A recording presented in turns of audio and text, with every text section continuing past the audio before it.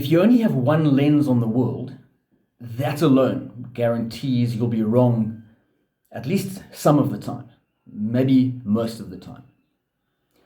That's because you'll be looking at the wrong picture some of the time, and you'll get the wrong answer. My suggestion is that the nation state has become a dominant lens on the world. Too dominant. Far too many people, governments, policymakers, even businesses and individuals, far too frequently look at a problem, and the reflex is, how can the state fix this? How can we legislate? How can we build a bureaucracy to redistribute, to raise money, to create growth, and even to improve morals in some cases. My suggestion is that this is a major problem because the centralized state essentially cannot experiment effectively. It creates legislation and bureaucracies, and those are embedded for a long time until they fail. And they can do a lot of damage in that time. Individuals, communities, businesses can experiment rapidly. They will fail rapidly and learn rapidly, change and adapt. I've got a few examples of this around major global events and happenings. One is, let's take Keir Starmer's recognition of a Palestinian state. Now let's leave aside the merits of that decision. That's interesting, but not relevant to this issue. I'm wondering about how effective it is for a prime minister to issue a declaration that another place is in fact a state. In other words, how much closer is Palestine now to being a genuine state? I don't think it has changed the borders. I don't think it's provided a generally accepted set of borders for the country. I don't think it has contributed at all to creating the institutions that you need to have a state, a legislature, a judiciary, an executive that can interact on the world stage. Those things tend to come from organic movements, and recognition by another state tends to be noise. It strikes me as an outdated lens. Of course, independent of the merits of that state, I'd suggest that Starmer's declaration has been of very limited impact, and it represents a dated view on the world and a hyper-focus on the nation state. I would certainly suggest it has done nothing to improve the lives of people living in that region. Another example is in South Africa, where we have seen the degradation over decades of the state and state institutions.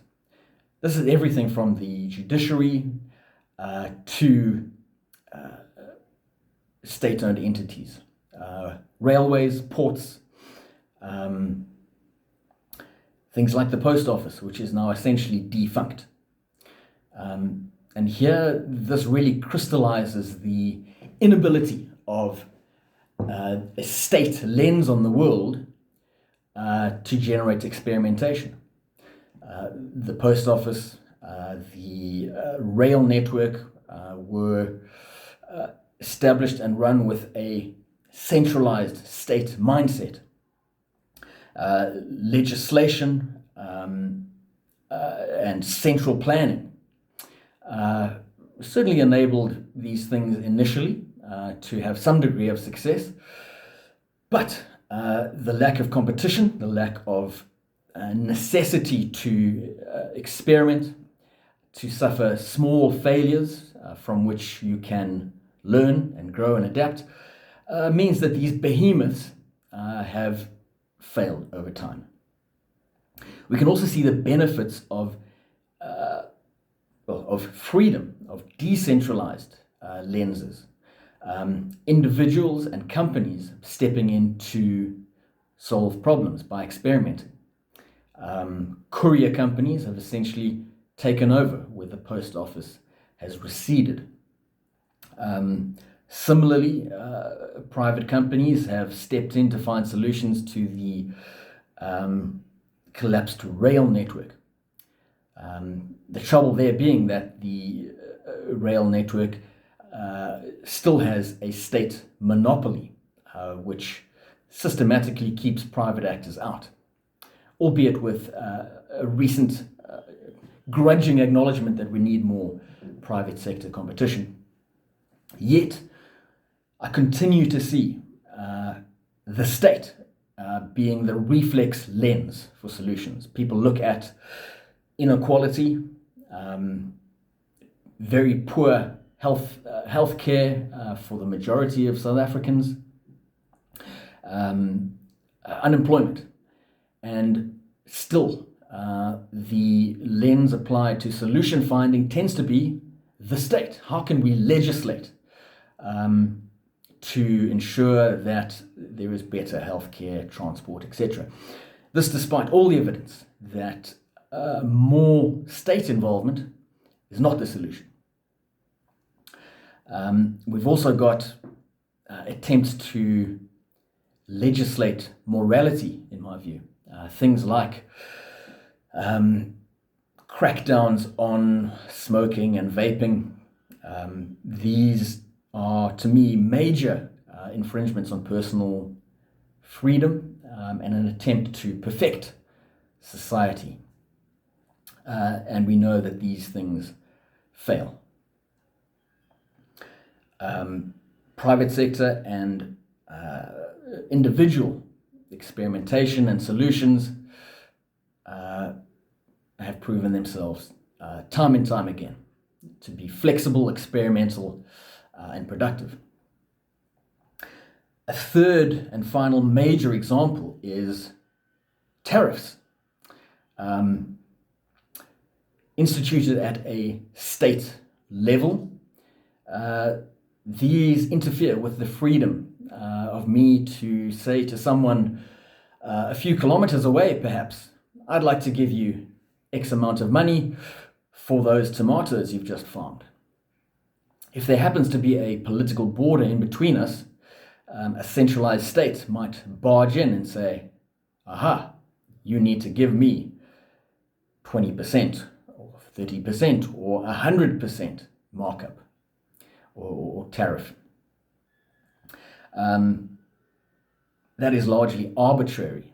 There may be a tomato farmer 600 kilometers away who happens to be within the same jurisdiction as me, and in that case the state won't stomp in and take a portion of the benefits of that trade. Apart from everything else, that is an assault on freedom, if you ask me, it also limits the size of the pie. We know how specialization and trade grows the size of the pie. After that transaction is made, I am better off because I value those tomatoes more than the money I spent, and the tomato farmer values that money more than the tomatoes he sold. These are all examples of not the state, but a hyper-focus on the state as your go-to, sometimes only, lens on the world, being deleterious, cutting the size of the pie, limiting freedom, and worst of all, crowding out far better decentralized solutions. I would suggest that our footing here should be that a decentralized solution, freedom, simply letting people experiment, should be our stance, our default. And the state should be a last resort, and very much limited to a small set of areas that the market really struggles with. We can look at Bastiat and his great book, The Law, for some fantastic examples of, or for a fantastic elucidation of the very limited sphere in which the state should operate. As Javier Milei would say, freedom, damn it.